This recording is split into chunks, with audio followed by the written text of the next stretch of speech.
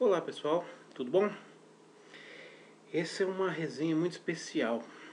É, eu tô desde que eu inaugurei o canal que eu queria fazer a resenha desse livro. E quando eu fiz o meu vídeo esse ano comentando sobre o meu plano de ler mais literatura portuguesa e brasileira e falar mais sobre isso no canal, esse era o livro que eu queria colocar em primeiro lugar. Eu acabei colocando Dom Casmurro de Machado de Assis.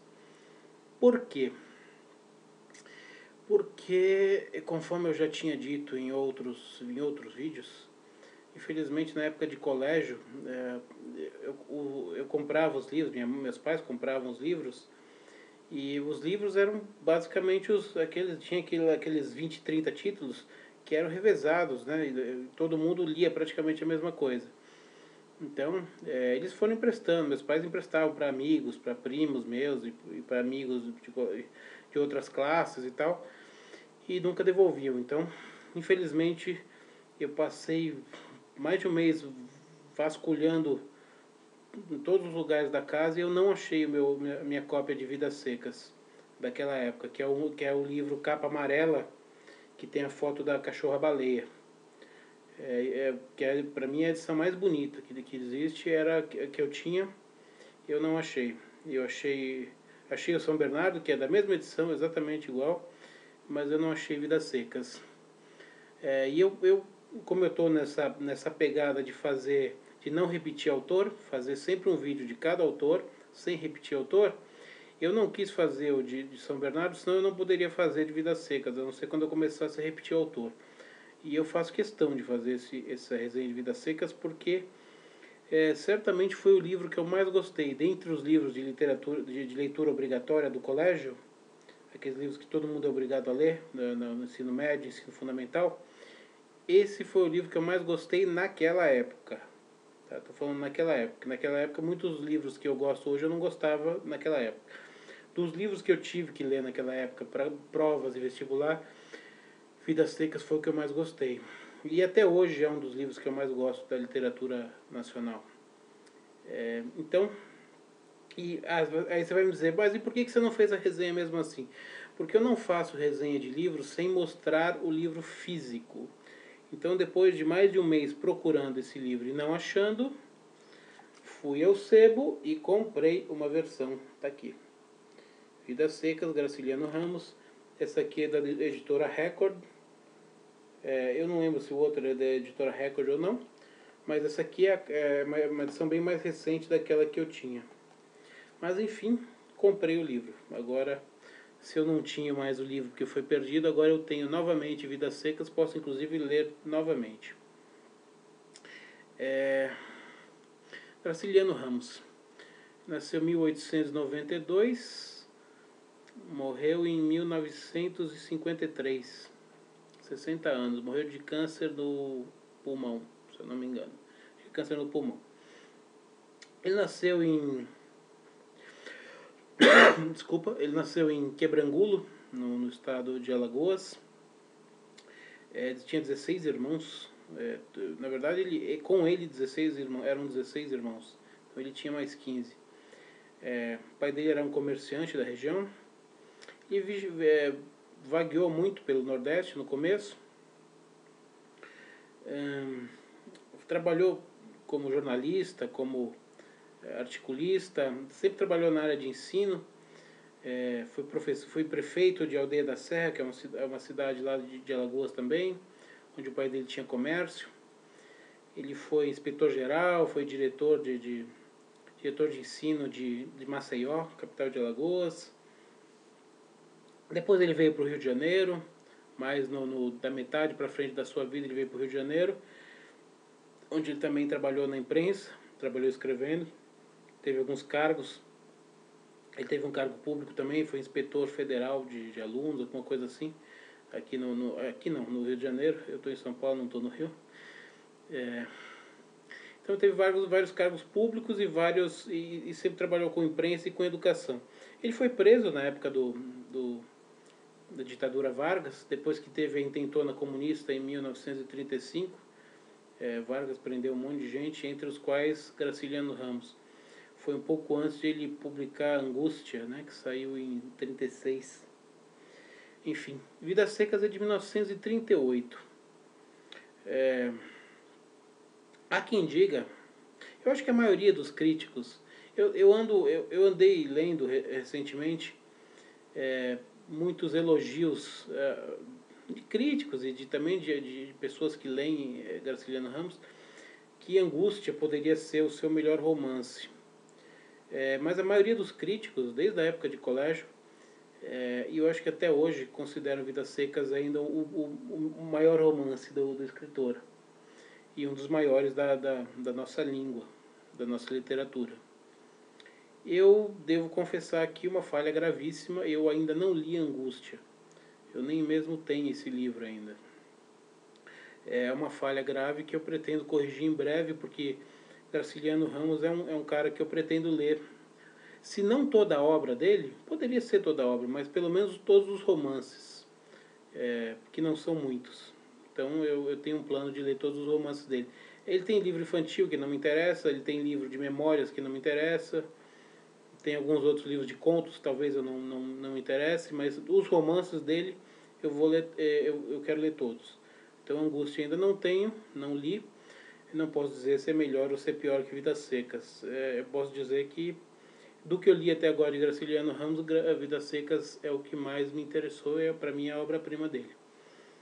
Tá? Então, pegando o gancho no que eu disse no vídeo, quando eu fiz a resenha do 15 de Raquel de Queiroz e do Fogo Morto, esqueci o nome dele agora, o autor de Fogo Morto. O autor de Fogo Morto, bom, vocês procuram na internet depois quem é o autor de Fogo Morto, que agora não estou lembrando, tá? Estou no meio da madrugada e já não estou funcionando bem. Enfim, quando eu fiz essas resenhas, eu comentei também que o Graciliano faz parte dessa mesma geração de escritores nordestinos que retratam o seu universo, que é o universo da seca, o universo do meio rural do Nordeste, o universo daquelas regiões que são desassistidas, né, de tudo. José Lins do Rego, agora veio o nome. Ainda bem que a memória ela demora, mas ela aparece. José Lins do Rego, que escreveu Fogo Morto. Enfim, então retomando. Não só esses três escritores, tem muitos outros escritores. Mas estou falando desses três porque são os três que eu já fiz resenha. São escritores nordestinos que retratam a realidade do Nordeste. E fazem parte da segunda fase do modernismo brasileiro. E Graciliano Ramos, até mais do que Raquel de Queiroz e até mais do que José Lins do Rego, ele consegue trabalhar os seus personagens na parte psicológica, não só a realidade o romance é muito seco, ele é pancada, ele não tem muita. O Graciliano Ramos é um escritor seco, rápido e direto. Esse livro tem 120 e poucas páginas, é rápido e direto, ele não enrola, ele não elabora, não burila o texto, ele não faz grandes metáforas, não faz grandes rococós, ele vai direto, ele quer contar uma história, ele vai direto seco, mas ele trabalha muito o lado psicológico dos personagens. Tanto é que os personagens desse romance, o Fabiano, a esposa dele, Sinhá Vitória, deixa eu ver o nome da esposa dele, que agora eu não lembro mais. Sinhá Vitória, isso aí. Então, Fabiano, Sinhá Vitória, os dois filhos, que não tem nome, são dois filhos pequenos, e a cachorra-baleia. São essas 5 pessoas. 5 pessoas e 5 personagens. Que o Graciliano Ramos trabalha muito bem o universo psicológico deles. Você consegue, principalmente Fabiano, né, que é o grande. Muitos gostam da cachorra-baleia, mas o Fabiano é que é o grande, para mim é o grande personagem do Vidas Secas. Ele retrata exatamente aquele nordestino. Bom, a família toda retrata aquela família de retirantes nordestinos, sempre fugindo eternamente da seca. Eles começam o romance assim, eles começam fugindo da seca, perambulando há meses. Desculpa. Estão perambulando há meses, fugindo da seca, procurando um local que tenha trabalho, água, comida. E até que eles chegam num determinado local, uma fazenda que eles acham que é abandonada, se instalam lá, na verdade não era abandonada, chega o proprietário e acaba contratando ele. E ele trabalha lá durante uma boa parte do romance, até que chega um momento que a seca bate e ele, de novo, tem que cair na estrada com a família à procura de uma outra oportunidade, aí, de uma outra... à procura de alguma esperança, de uma outra esperança aí. É um mundo que... hoje em dia não acontece tanto isso. Né? Hoje em dia, é claro que a seca existe, é claro que a miséria existe ainda, mas retirantes desse nível assim, que é retratado no romance não existe mais nos dias de hoje. 2016 não existe mais esse tipo de retirante que vai a família a pé pelas fazendas. Acho que não. Eu acredito que não existe. Não conheço a realidade do sertão nordestino no dia a dia, obviamente, mas eu acredito que hoje em dia não exista mais, pelo menos não nesse nível. Mas isso não importa. Isso é um romance. O que interessa, que faz de Vidas Secas um grande romance, talvez eu colocaria entre os melhores da literatura brasileira. Não vou dizer que é o melhor, porque eu não li tudo, então seria meio injusto dizer que é o melhor. Mas certamente está na relação dos melhores. É que ele tem aquele caráter universal. O que é o caráter universal? O que faz de um romance universal? O que faz do romance universal é o psicológico dos personagens, é a construção do personagem e os anseios, as dúvidas e aquilo que ele tem, que é assim, os problemas existenciais, os problemas de anseio das pessoas. Por que ele é universal? Porque são problemas, claro, eu não estou falando de problemas práticos do dia a dia da seca, estou falando de problemas gerais, problemas psicológicos gerais, dúvidas, anseios e inseguranças que cada um tem na vida. A mesma que eles têm nesse livro, no Retirante do Nordeste, a gente tem aqui em São Paulo, os ingleses têm em Londres, os, os angolanos têm em Luanda, os chineses têm em Pequim. Enfim, é isso que é isso que transforma. Qualquer pessoa que lê esse livro em qualquer outro país que não sabe nada sobre o Brasil, não sabe nada sobre seca, ele vai se identificar com os personagens. Não que ele seja o personagem, mas que ele já viu ou já conviveu com alguém que tem aquele mesmo tipo de dúvida, de angústia e de problema. Então é isso que trata, é o psicológico do romance que torna esse romance um romance universal. Não é o tema dele. E o Graciliano Ramos, mais do que qualquer outro escritor, prosador do Nordeste, dessa segunda fase do modernismo, é o que mais conseguiu chegar perto disso, é o que mais conseguiu fazer esse cruzamento do romance regionalista, que é esse romance nordestino, com o romance psicológico, que é uma outra vertente do modernismo brasileiro. Que é o romance psicológico, provavelmente o maior nome do romance psicológico do modernismo brasileiro é a Clarice Lispector, que eu vou fazer resenha dela também qualquer hora. Então, ele conseguiu meio que juntar essas duas vertentes, que são as duas vertentes principais dessa fase do modernismo, e eu acho que foi o único autor que conseguiu fazer isso, que conseguiu juntar as duas coisas. Então ele tem um caráter regionalista, que ele mostra a situação do Nordeste, e ao mesmo tempo ele consegue empreender em 120, 130 páginas um romance psicológico interessantíssimo. Que você pode ler, e qualquer pessoa em qualquer parte do mundo pode ler e vai compreender e vai amar a história.